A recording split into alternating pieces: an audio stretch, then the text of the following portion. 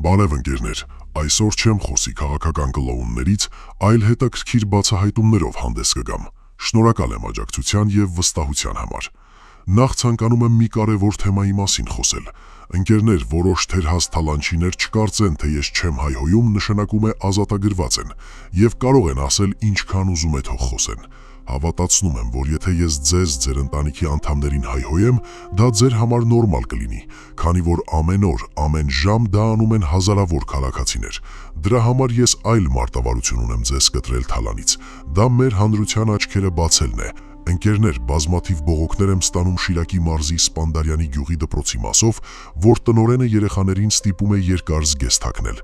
Դե մի պահ մտածեցի, որ կարող է այդ դպրոցում է ընդունված, բայց պարզվում է ոչ թե դպրոցում է ընդունված, այլ դպրոցի տնօրենի ուղեղում է դաջված։ Բարև ձեզ, պարոն Դավիթ Արուշանյան, ինչպե՞ս եք։ Պարոն Արուշանյան, սա ինչ խայտարակություն է, չեք ամաչում։ Լսեք, թե հիմա ձեզ ինչ եմ ասում։ Կամ արագ կարգավորում ես խնդիրը, կամ ինձանից չնեղանաս։ Հիմա կներկայացնեմ, թե ինչի մասին է խոսքը, ու եթե 3 օրում խնդիրը չկարգավորվի, ապա հատուկ թողարկում է նվիրված լինելու քեզ։ Պարոն Արուշանյան, այն տիկինը ինչպես է, դե հասկացար, քոր նախորդներից մեկի հետ կապակցված կնոջ մասին եմ խոսում, կամ այն մյուսը, որը հիմա մարզպետարանում է աշխատում։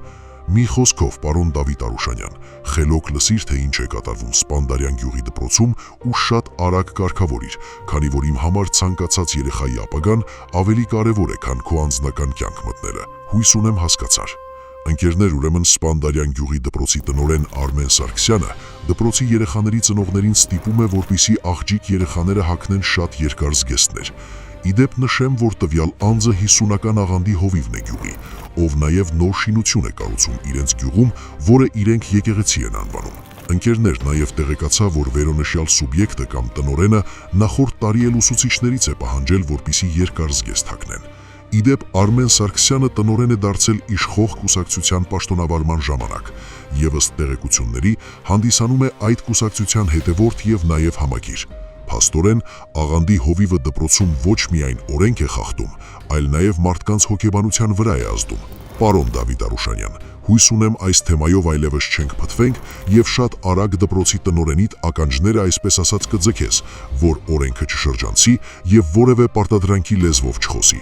Ընկերներ, դուք այս երիտասարդին ճանաչում եք։ Շատերը չեն ճանաչի, ես էլ չեմ ճանաչում։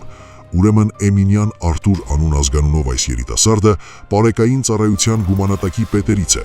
ավելի կոնկրետ երկրորդ վաշտի ժամանակավոր պաշտոնակատար է Շիրակի մարզում։ Իսկ սա Լևոն Մարտիրոսյանն է, Շիրակի մարզի պարեկային ծառայության նախկին պետը, ով այժմ պարեկային ծառայության մոնիտորինգի վերլուծության պետն է։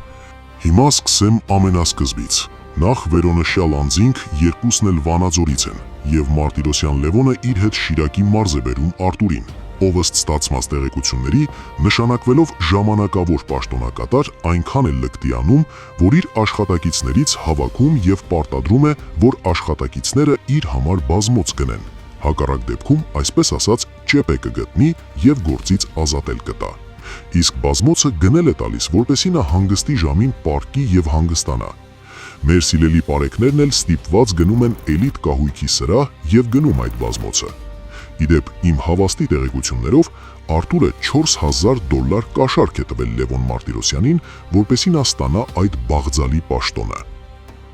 Հարգելի ազգային անվտանգության ծառայություն, ձեզ տեսնեմ, հույս ունեմ շատ արագ կզբաղվեք եւ կբացահայտեք սրանց ապօրինությունները։ Որևէ գործողություն չիրականացնելու պարագայում կհամարենք, որ դուք կողմ եք, որ կաշառքը գլուխ բարձրացնի։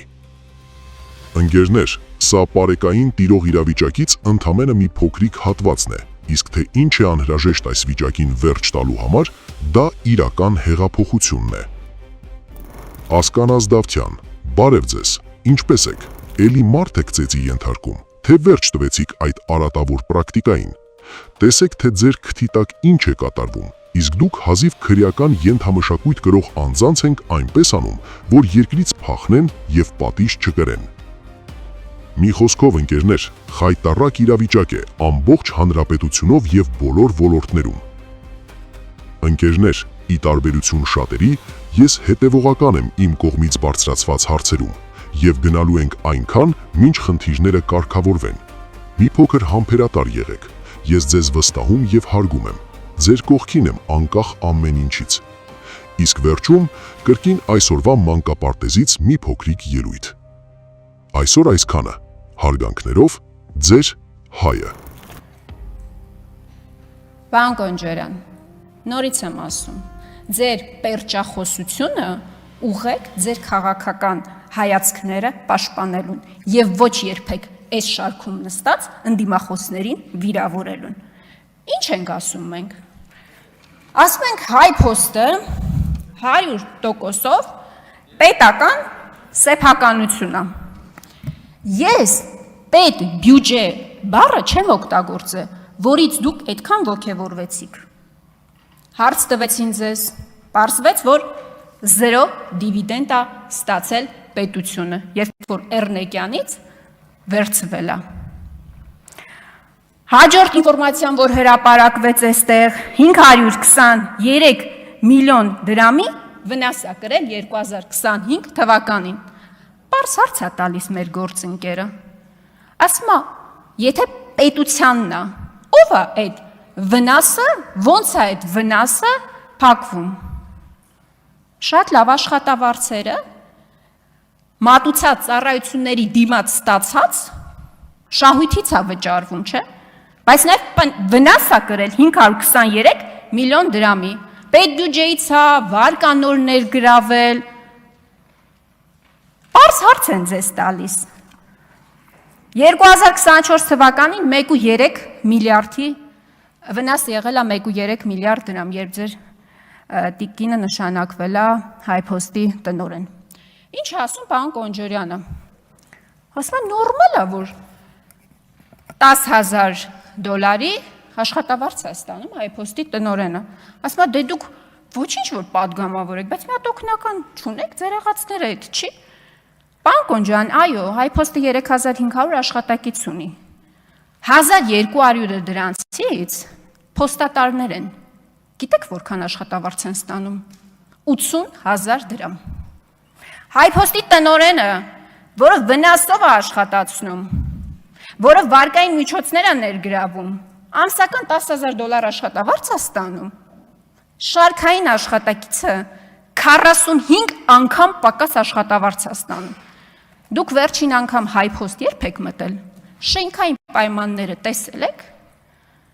իսկ գիտեք, որ ծառայությունները կրկնակի թանկացել է, երբ որ պետության կառավարմանն է հանձնվել։ Կամ է ձեր ոճը, էլի, անունը դնում եք վերցնում ենք օլիգարխներից, չգիտեմ ումերից, տալիս ենք ժողովրդին, ժողովրդին չեք տալիս, ձեր համար դարձել է աշխատանքի տեղավորման գործակալություն։ Դուք մասնավորից վերցնում եք ԽԾԲ-ով, իդեպ պարզվում է, էդ էլ տենց տարօրինակ կենթանի չի, շատ շոշափելի մի հատ բան է, պոզով պոչով, ինչպես կասեր Նիկոլ Փաշինյանը, դուք վերցնում եք, հանձնվում է իբր պետության կառավարմանը, կառավարիչ եք նշանակում, նրան ում ուզում եք, հեծը Ռոմանոս Պետրոսյան, Արարատցեմենտ, կառավարիչ է նշանակվել, Ծառուկյանից Արարատցեմենտը վերցրել են, Դավիթ Գևորգյանին գործի են տեղավորել, ժողովուրդ ջան, ՔՊ-ական Դավիթ Գևորգյանին գործի են դասավորել, մարդը Արագածոտնի, եթե չեմ սխալվում, նախկին մարզպետներ, վարչապետ ինչ, կոնյակի գործարանը, կառավարության գործերի կառավարիչն է ինչ-որ, հիմա կառավարելու ժողովուրդ ջան, շնորհավորում ենք ձեզ, դուք աշխատանք ունեք, մուլտիվելնեսը, վերցրել են Ծառուկյանից, ասում են ապօրինի է, տվել են Վահագն Ալեքսանյանի մարզիչին, ժողովուրդ ջան։ Համատեղության կարգով ՔՊ 116, եթե չեմ սխալվում, Վահագն Ալեքսանյանի մարզիչ համատեղության կարգով ՔՊ-ի 116-րդ համար։ Ինչ վատ գործ է։ Մասնավորից վերցնենք, մերոնց գործի դասավորենք։ Պարոն Կոնջարյան, մեր հարցադրումները բոլորը սրա մասին էր։ Ես հասկանում եմ, որ դուք նեղսրտել եք դրանց։ Ես դա ձեր պահվածքը դրա մասին էր։ Ձեր պահվածքը առնվազն դրա մասին էր հուշում, որովհետև վերջին մեկ շաբաթվա ընթացքում այլ ձեր եղբոր պատմությունները, ձեր տիկնոջ աշխատավարձը, այն տան թեման 2-3 ամիս առաջ ջրեցիք, բայց պետքա խոստովանեմ, որ դուք բավականին տաղանդավոր եք, ձեր շուրջ ծավալված բոլոր սկանդալները ձեր պերճախոսությամբ ջրելու։ Պետքա դա խոստովանեմ։